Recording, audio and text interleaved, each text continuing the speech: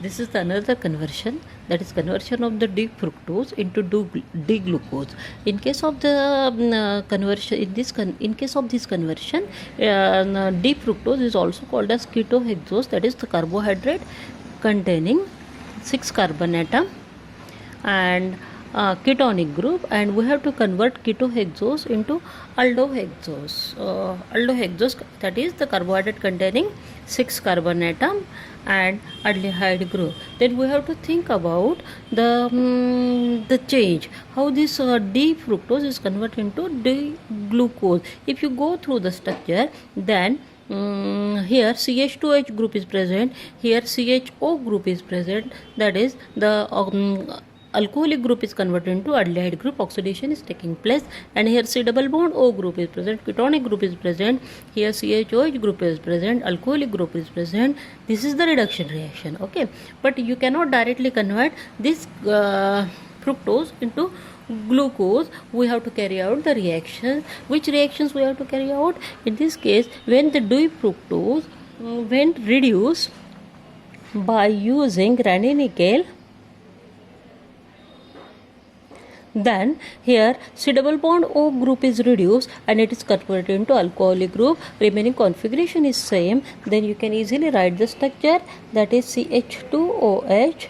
Then here only this C double bond O group is reduced and here CHOH alcoholic group is present. Rest of the configuration is same. Here CHOH, then here CH2OH. It is hexahydric alcohol. 1 2 hydric or hydroxyl group is present, that is 1 hydroxyl, second, third, fourth, fifth, sixth hexahydric alcohol is formed. It is also called as sorbitol. It is also called as sorbitol. When this sorbitol is oxidized by using, oxidation is carried out by using dilute HNO3, then we get the gluconic acid. Then in case of the when it is oxidized by using HNO3, only CH2OH group is oxidized, and here there is a formation of COOH by oxidation of CH2OH into COOH.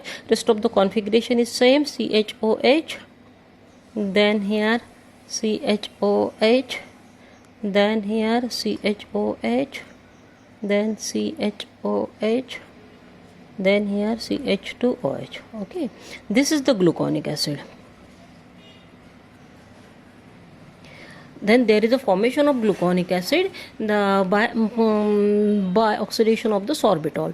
Then when the gluconic acid is heated, then there is a liberation of one water molecule and there is a formation of gamma lactone.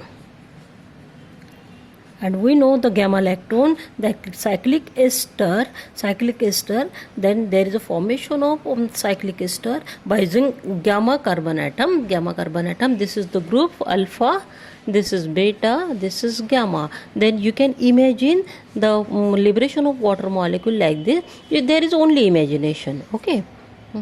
We cannot liberate water molecule like this, but we can imagine in this manner. So you can easily draw the structure C double bond O, then here CHOH, then here CHOH, then at gamma carbon atom there is CH, then this is the oxygen atom. You can write oxygen like this also.